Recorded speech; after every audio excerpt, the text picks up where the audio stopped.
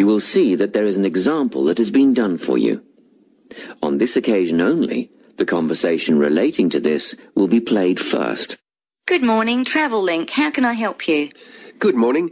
I live in Bayswater and I'd like to get to Harbour City tomorrow before 11 a.m. Well, to get to Bayswater... No, I live in Bayswater. My destination is Harbour City. Oh, sorry, right. So that's Bayswater to Harbour City.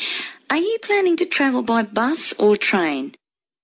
The man wants to go to Harbour City, so Harbour City has been written in the space. Now we shall begin. You should answer the questions as you listen, because you will not hear the recording a second time. Listen carefully and answer questions 1 to 5. Good morning, Travel Link. How can I help you? Good morning.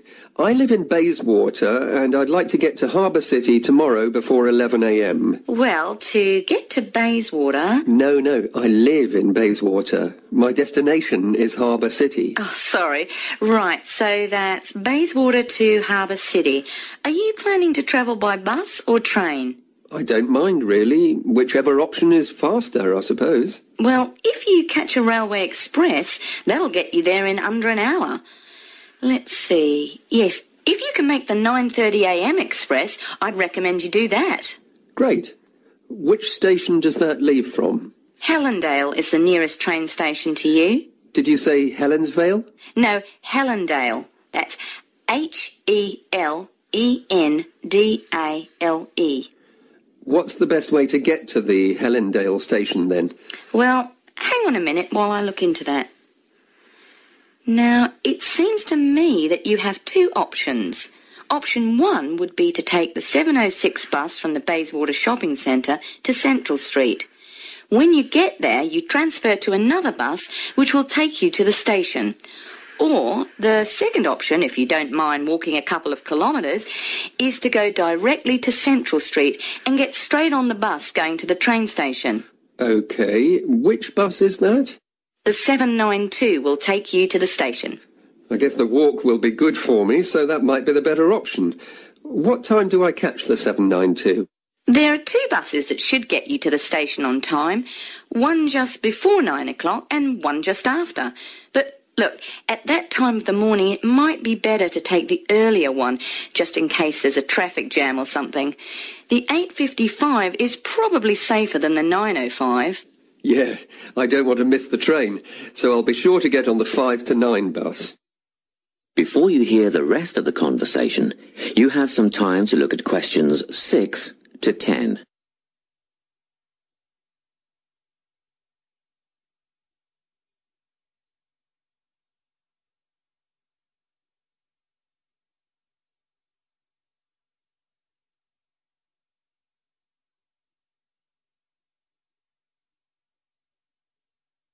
Now listen and answer questions 6 to 10.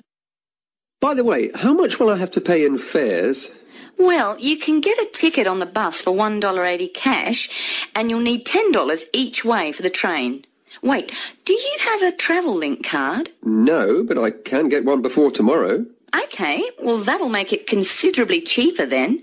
The bus will cost $1.50 each way, and the train will be... The train to Harbour City will... still cost $10 because you'll be travelling during peak hours in the morning, so no savings there, I'm afraid. However, if you could come back at an off-peak time... What does that mean? Well, if you could start your return journey before 5 p.m. or later than 7:30 in the evening... Actually, I wasn't planning on coming back till at least 8 o'clock anyway. Oh, in that case, you can make quite a saving if you use your Travel Link card. You did say you were planning to purchase one, didn't you? Yes, I'll pick one up later today. Good. That would mean your return train journey would only cost you $7.15 with your card. Thank you. Is there anything else I can help you with? Actually, there is. Do you know if I can use the Travel Link card on ferries? If you're thinking of the Harbour City ferries that go back and forth between the North and South Bank, those are the commuter ferries, then yes. A one-way trip costs $4.50, but with your card you'd make a 20% saving and only pay $3.55. So $3.55 for the commuter ferry. What about the tour boats? You mean the tourist ferries that go upriver on sightseeing tours? No, they only take cash or credit card. They're not part of the Travel Link company. Oh, I see.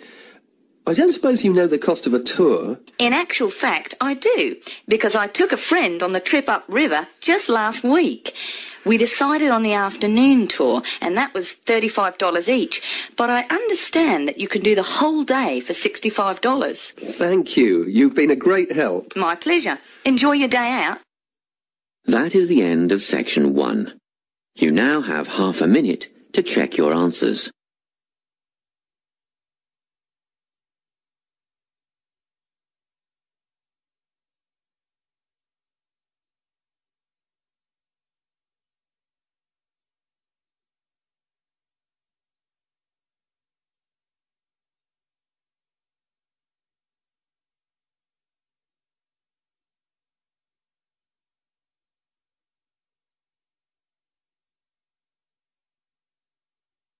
Now turn to section 2. Section 2. You will hear a guidance counsellor talking to a group of students. First, you have some time to look at questions 11 to 14.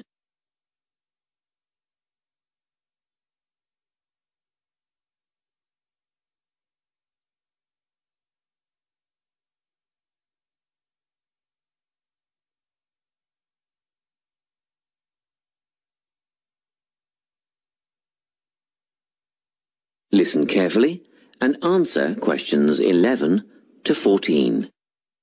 Hello everyone. I'm the Counselling Administrator here at St Ives College, and I've been asked to come and talk to you about our counselling team and the services that we offer.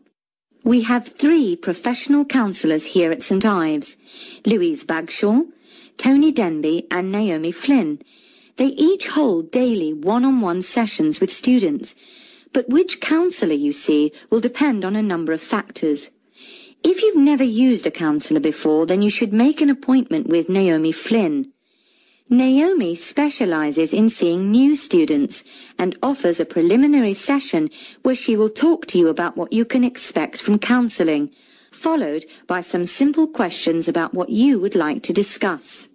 This can be really helpful for students who are feeling a bit worried about the counselling process. Naomi is also the best option for students who can only see a counsellor outside office hours. She is not in on Mondays, but starts early on Wednesday mornings and works late on Thursday evenings, so you can see her before your first class or after your last class on those days. Louise staffs our drop-in centre throughout the day. If you need to see someone without a prior appointment, then she is the one to visit. Please note that if you use this service, then Louise will either see you herself or place you with the next available counsellor. If you want to be sure to see the same counsellor on each visit, then we strongly recommend you make an appointment ahead of time. You can do this at reception during office hours or by using our online booking form. Tony is our newest addition to the counselling team. He is our only male counsellor, and he has an extensive background in stress management and relaxation techniques. We encourage anyone who is trying to deal with anxiety to see him. Tony will introduce you to a full range of techniques to help you cope with this problem, such as body awareness, time management, and positive reinforcement.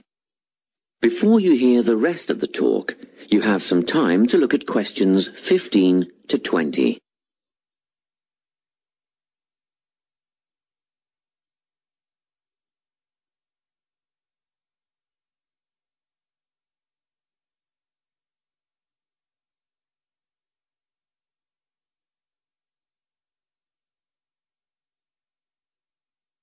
Now listen and answer questions 15 to 20.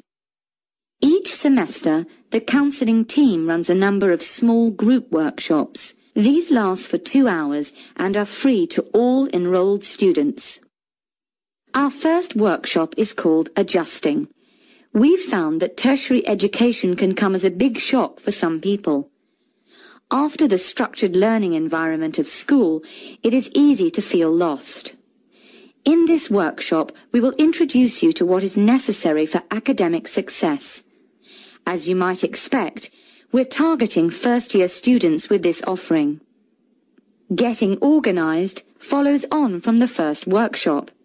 Here, we're going to help you break the habit of putting things off, get the most out of your time, and discover the right balance between academic and recreational activities. With Getting Organised, we're catering to a broader crowd, which includes all undergraduates and postgraduates. Next up is a workshop called Communicating. The way people interact here may be quite different to what you're used to, especially if you've come from abroad. We'll cover an area that many foreign students struggle with, how to talk with teachers and other staff. We'll cover all aspects of multicultural communication. International students tend to get a lot out of this class, so we particularly encourage you to come along. But I must say that sometimes students from a local background find it helpful too, so everyone is welcome. The anxiety workshop is held later on in the year and deals with something you will all be familiar with, the nerves and anxiety that come when exams are approaching. Many students go through their entire academic careers suffering like this, but you don't have to. Come to this workshop and we'll teach you all about relaxation and how to breathe properly, as well as meditation and other strategies to remain calm. We've tailored this workshop to anyone who is going to sit exams. Finally, we have the motivation workshop. The big topic here is how to stay on target and motivated during long-term research projects. This workshop is strictly for research students, as less advanced students already have several workshops catering to their needs. Well, that's it. Thanks for your time. If you have any questions or want more information about our services, do come and see us at the counselling service. That is the end of section 2. You now have half a minute to check your answers.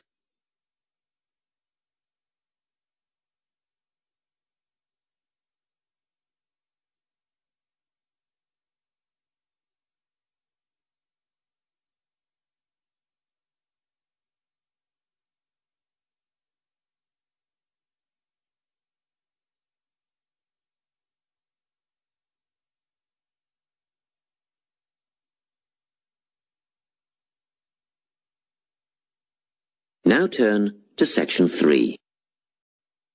Section 3.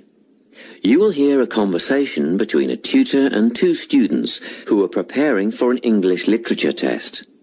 First, you have some time to look at questions 21 to 24.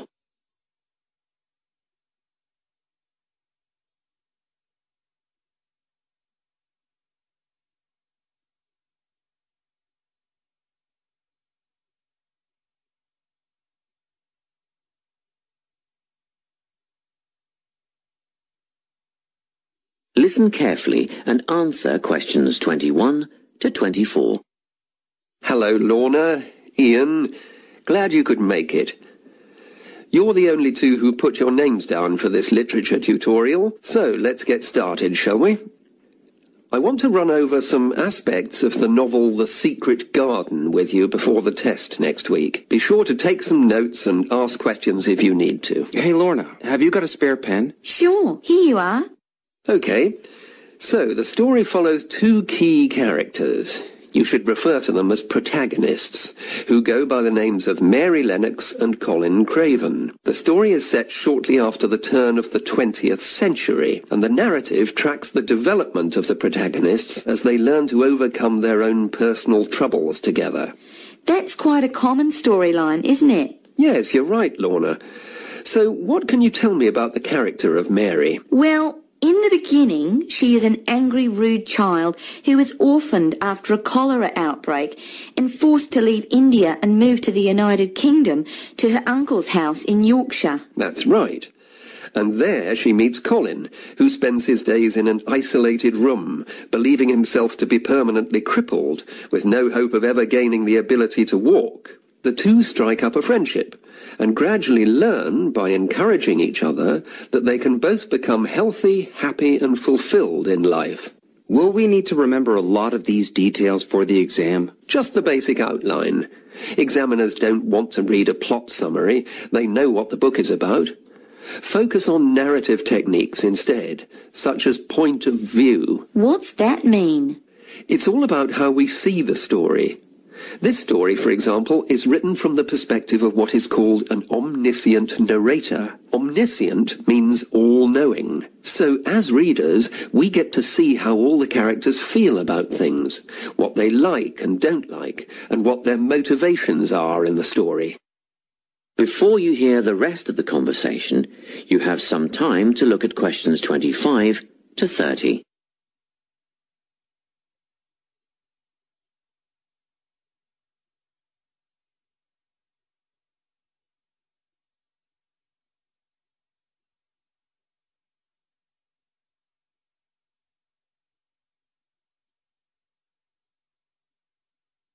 Now listen and answer questions 25 to 30. Won't it be hard to write a technical analysis? After all, it's a kid's book. Well, it was initially pitched at adults, you know. But over the years it has become seen as a more youth-orientated work. And you're right in a sense. The simple vocabulary and absence of foreshadowing make the story very easy to follow and ideally suited for children. But that doesn't mean there isn't much to analyse. Look at the symbolism, for instance. Symbols are things, right? Material things like objects that stand for abstract ideas. Absolutely, yes. And the author uses many of them. There's the robin redbreast, for example, which symbolises the wise and gentle nature that Mary will soon adopt. Note that the robin is described as not at all like the birds in India. Roses are used as well, as a personal symbol for Mistress Craven. You'll see they're always mentioned alongside her name, and Mistress Craven's portrait can also be interpreted as a symbol of her spirit. Are symbols just another name for motifs? No, motifs are a bit different. They don't have as direct a connection with something the way that a symbol does. Motifs are simply recurring elements of the story that support the mood. Are there any in this novel? Yes, two very important ones. The Garden of Eden is a motif. It comes up a few times in connection with the garden of the story. And then you've got the role that secrets play in the story. In the beginning, everything is steeped in secrecy, and slowly the characters share their secrets, and in the process move from darkness to lightness, metaphorically, but also, in the case of Colin, quite literally.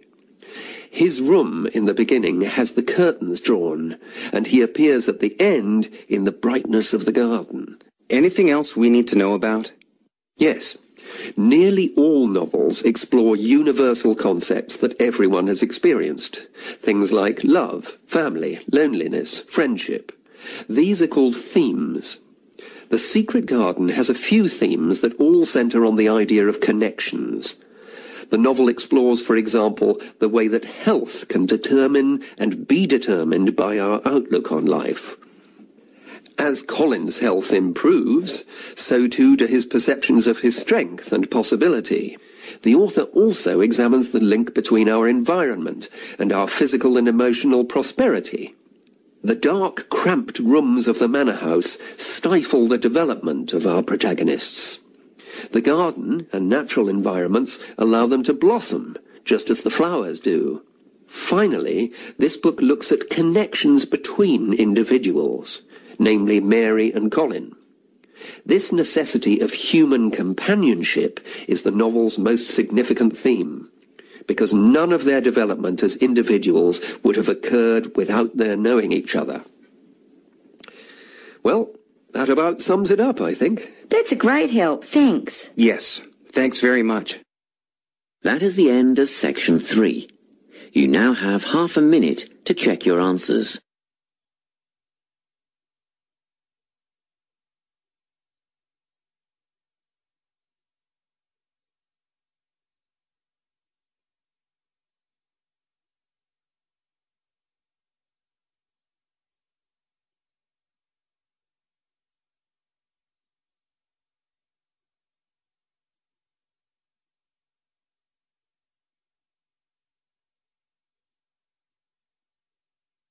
Now turn to Section 4.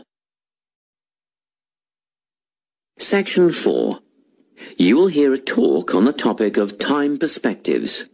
First, you have some time to look at questions 31 to 40.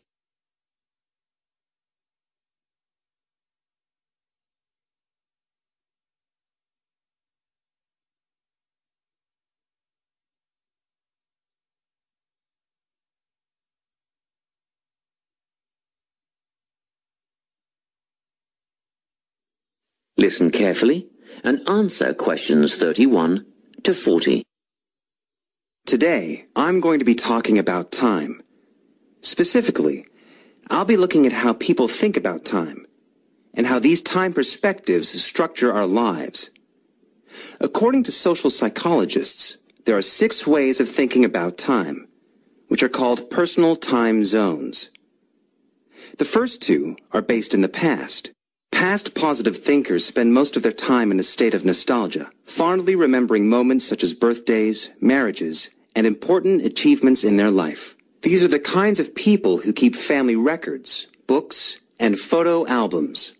People living in the past negative time zone are also absorbed by earlier times. But they focus on all the bad things, regrets, failures, poor decisions. They spend a lot of time thinking about how life could have been. Then, we have people who live in the present. Present hedonists are driven by pleasure and immediate sensation. Their life motto is to have a good time and avoid pain. Present fatalists live in the moment too, but they believe this moment is the product of circumstances entirely beyond their control. It's their fate, whether it's poverty, religion, or society itself. Something stops these people from believing they can play a role in changing their outcomes in life. Life simply is, and that's that. Looking at the future time zone, we can see that people classified as future active are the planners and go-getters. They work rather than play and resist temptation. Decisions are made based on potential consequences, not on the experience itself. A second future-orientated perspective, future fatalistic, is driven by the certainty of life after death and some kind of a judgment day when they will be assessed on how virtuously they have lived and what success they have had in their lives.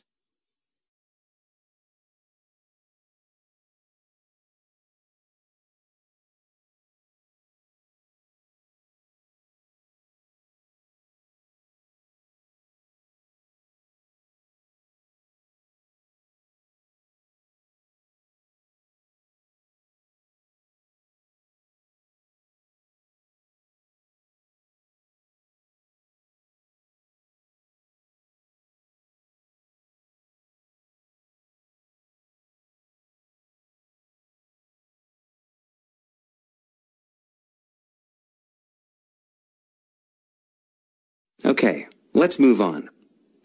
You might ask, how do these time zones affect our lives? Well, let's start at the beginning. Everyone is brought into this world as a present hedonist. No exceptions. Our initial needs and demands, to be warm, secure, fed, and watered, all stem from the present moment. But things change when we enter formal education. We're taught to stop existing in the moment and to begin thinking about future outcomes. But did you know that every 9 seconds a child in the USA drops out of school? For boys, the rate is much higher than for girls. We could easily say, well, boys just aren't as bright as girls. But the evidence doesn't support this. A recent study states that boys in America, by the age of 21, have spent 10,000 hours playing video games. The research suggests that they'll never fit in the traditional classroom, because these boys require a situation where they have the ability to manage their own learning environment. Now, let's look at the way we do prevention education. All prevention education is aimed at a future time zone. We say, don't smoke or you'll get cancer. Get good grades or you won't get a good job. But with present-orientated kids, that just doesn't work. Although they understand the potentially negative consequences of their actions, they persist with the behavior because they're not living for the future. They're in the moment right now. We can't use logic, and it's no use reminding them of potential fallout from their decisions or previous errors of judgment. We've got to get in their minds just as they're about to make a choice. Time perspectives make a big difference in how we value and use our time. When Americans are asked how busy they are, the vast majority report being busier than ever before. They admit to sacrificing their relationships, personal time, and a good night's sleep for their success. 20 years ago, 60% of Americans had sit-down dinners with their families, and now only 20% do. But when they're asked what they would do with an 8-day week, they say, oh, that'd be great. They would spend that time laboring away to achieve more. They're constantly trying to get ahead, to get toward a future point of happiness. So, it's really important to be aware of how other people think about time. We tend to think, oh, that person's really irresponsible, or that guy's power hungry. But often, what we're looking at is not fundamental differences of personality, but really just different ways of thinking about time. Seeing these conflicts as differences in time perspective, rather than distinctions of character, can facilitate more effective cooperation between people and get the most out of each person's individual strengths. That is the end of section 4. You now have half a minute to check your answers.